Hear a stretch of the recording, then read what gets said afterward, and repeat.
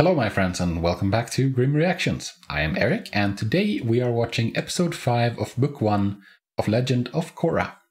So, in the previous episode, Tarlok, one of the members of the council, got Korra involved in his little fight against the Equalists, I guess.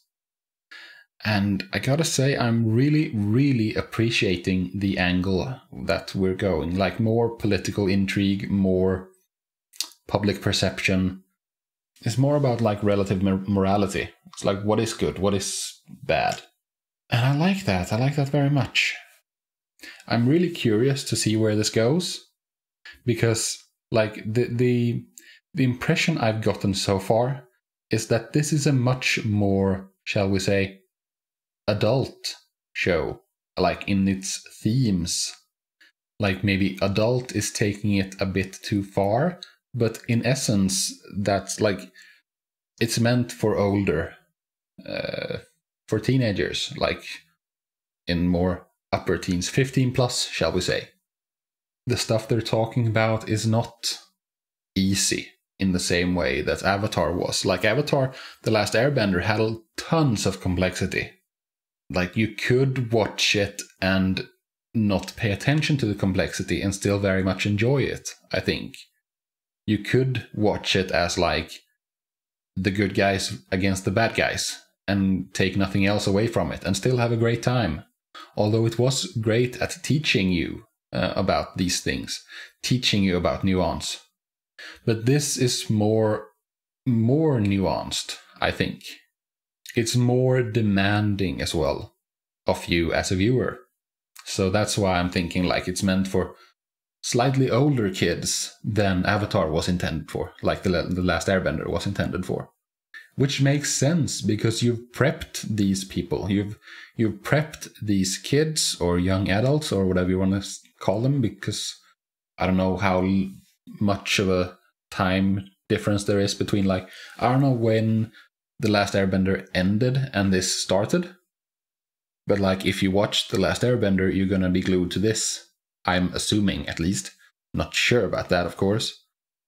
But that's just my assumption. And the creators probably assumed that if you liked The Last Airbender, then you're ready for this. You might not love it, but you should be ready. We have prepared you for the conversations we're going to be having in this show. And I like that. That's great. That's nice. I like it when shows trust their audience, when they don't think that they have to dumb it down for you. That's very nice. So, with that said, I think it's time to get into this. As we get started, don't forget to subscribe if you're not subscribed, and ring the bell if you want to get notifications. Early access, full episode reactions, check out my Patreon, link in the description down below. Let's go. I am not skipping the intro because I need that voice in my life. Love is in the air. Since Avatar Korra has arrived in Republic City, she's only had eyes for one fellow. Yes, indeed. Mako's affections have fallen right into the arms of the beautiful Asami. Yeah. I'm suspicious, though. I'm suspicious of everyone, basically.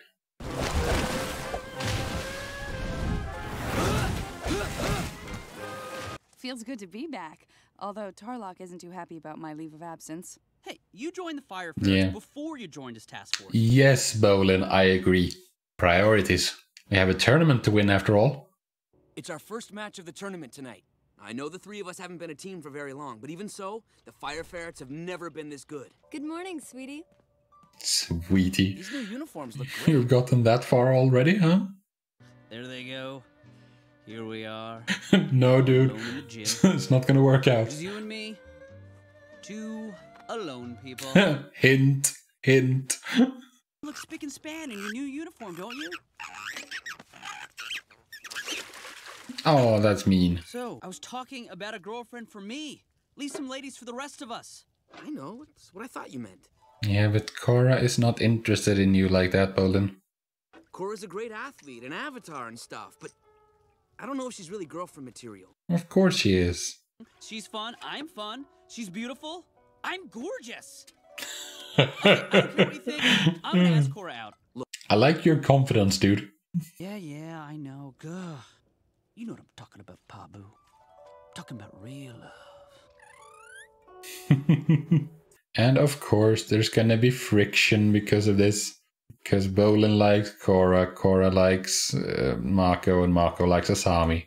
Ooh, I just read a historical saga where the heroine fell in love with the enemy general's son who was supposed to marry the princess. It's gonna end horribly. She rode a dragon into battle and burned down the entire country. Then she jumped into a volcano. It was so romantic.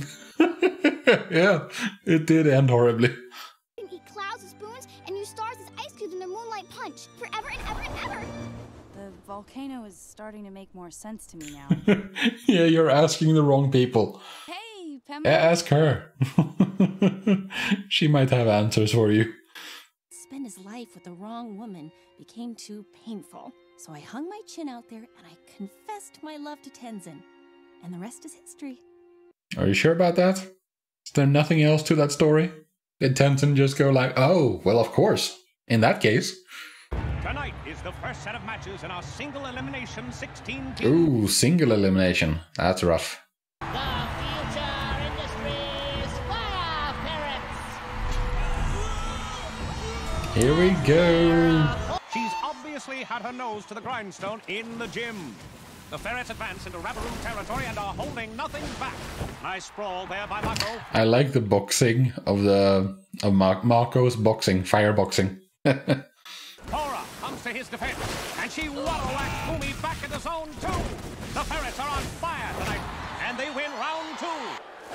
These Ferrets are working together like a well-oiled bending machine. I love this pro bending stuff.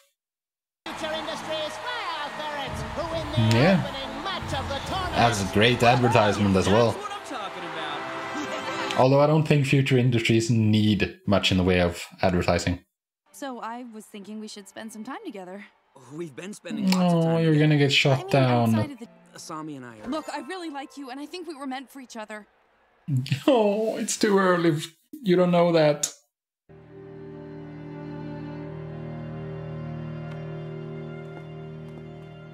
Give it time, Korra. You put the idea in his head. That's really sweet, but I don't think so. Incrediblest girl in the world. You really feel that way about me? I felt that way since the moment I saw you. Trust me. He is a good guy though, Bolin. Who's the luckiest guy in the world? Right here, Bolin.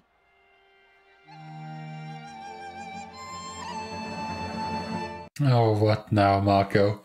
Maybe she did put the idea in his head and he's like, yeah, maybe. Sounds pretty good, actually. I'm totally authentic. I didn't realize how much I missed Water Tribe Grub. That's great, because this is my favorite joint. See, you love Water Tribe food. I love Water Tribe food. You're trying too hard, dude. Trying too hard. That's Tano and the Wolf Bats.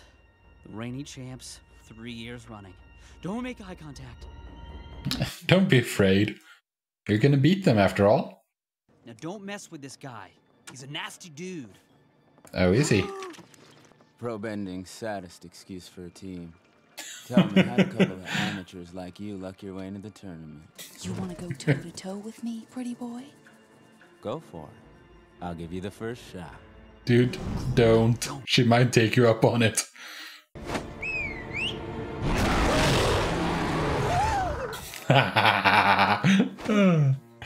Yeah, what's your cool demeanor now, dude? I've never seen someone razz Tano like that. You are one of a kind, Korra. Yeah, she is. Yeah. Oh, you picked the wrong person to compete with, Bolin.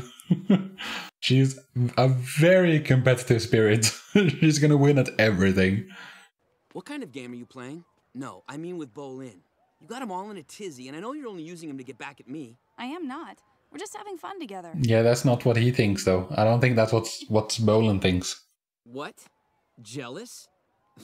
Don't be ridiculous. Admit it. You like me. No. In a battle for the ages, or rather, of the ages. Hopefully we can struggle a bit, but get through this one. Because I am expecting us to take the win in this tournament. I had an opening, so I took it. What is up with you two? All right, whatever. Just pull it together, guys. Yes, please do. Bolin lets fly a flurry of attacks. He's a one-man bending battalion. And what about the other two, though? Thanks to Bolin, they narrowly notch round 2. I think the ferrets need a timeout. We go to a tiebreaker to decide the match. I know you usually handle these, but frankly, your head's not in the game. I'm gonna take this one. Yeah, let Bolin do it.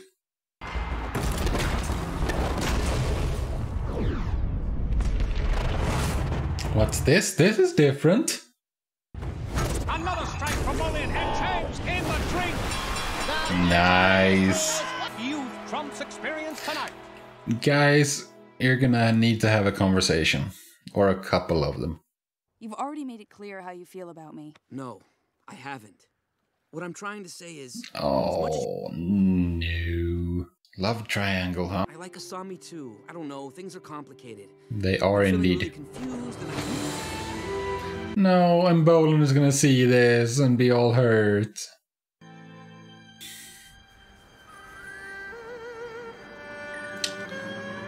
Oh, this hurts, man.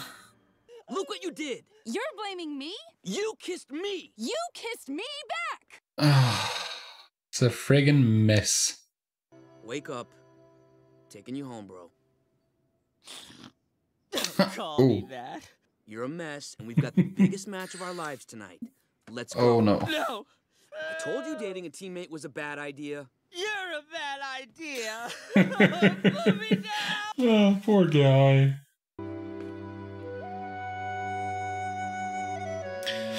Oh, guys, you need to do something about all this mess. This should be a pulse-pounding semi-final, folks. Yeah. If our team can get their stuff together. The Fire Ferrets have been struggling to stay alive since the opening bell. All 3 players are totally out of sync tonight. Ooh! And Bolin loses his noodle. Literally. Which Literally. reminds me, this match is brought to you by our sponsor. They had better pull themselves together, folks, for round 2. Otherwise, they can kiss the finals goodbye.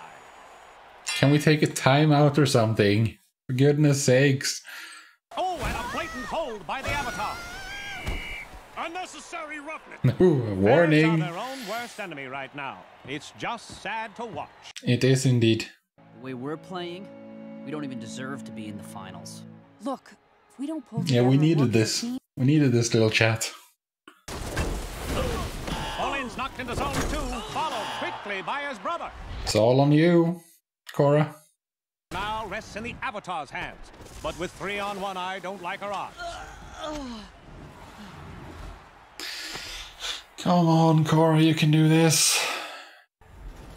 I'm sorry. Me too. Good. Girls.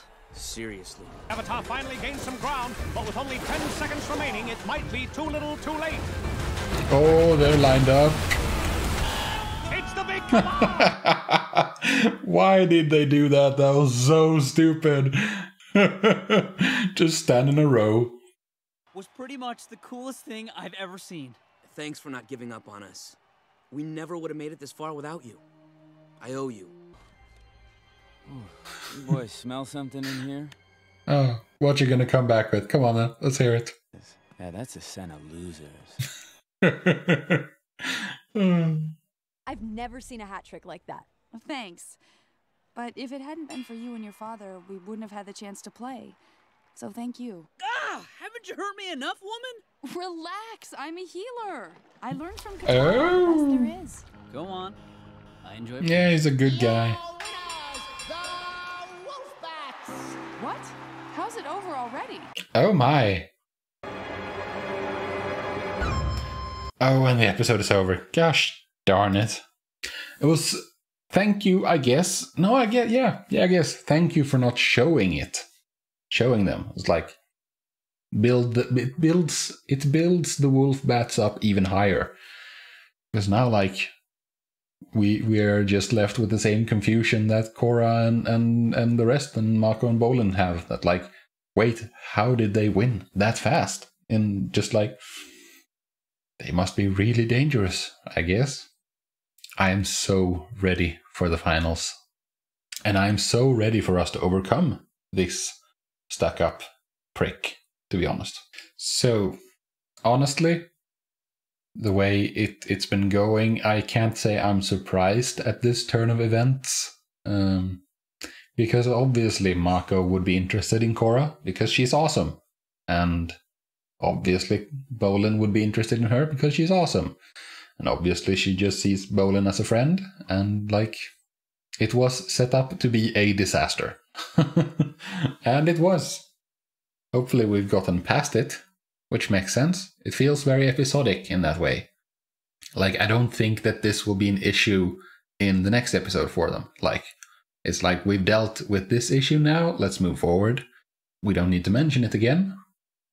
I guess we might, but like, it feels self-contained in that way. And this episode was very, like, it was laser focused. It was only the probe ending, which I don't mind. I like that.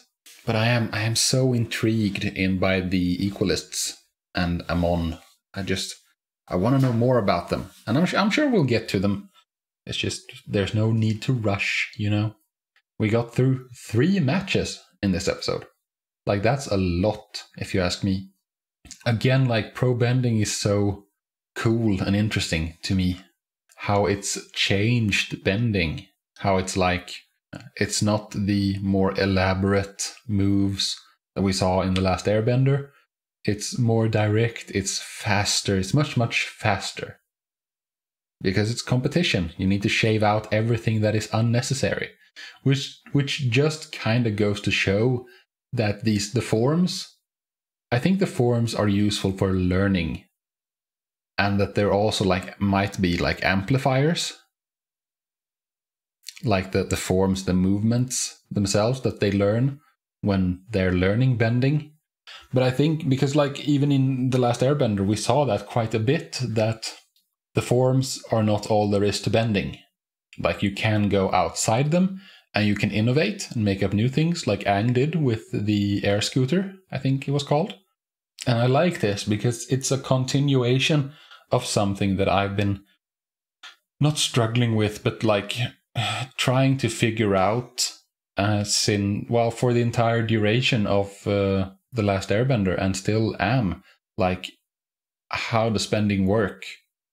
And it's interesting because, like, I'm coming up with ideas, I'm coming up with conclusions, but those conclusions are based on what I see. And what we've seen so far, like the through line, the connecting thread in all of it is that these characters themselves don't fully understand bending. Like, bending is not fully understood by anyone. And I love seeing it develop, and I love seeing people figure out new stuff. All in all, I am really enjoying this show.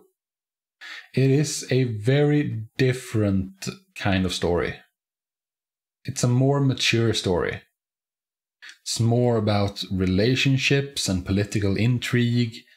Like, in some ways it's the same, that it's like a coming-of-age story. That's essentially what The Last Airbender was, and that's what this is too. It's Korra becoming the Avatar. Becoming the fully realized Avatar, just like Aang.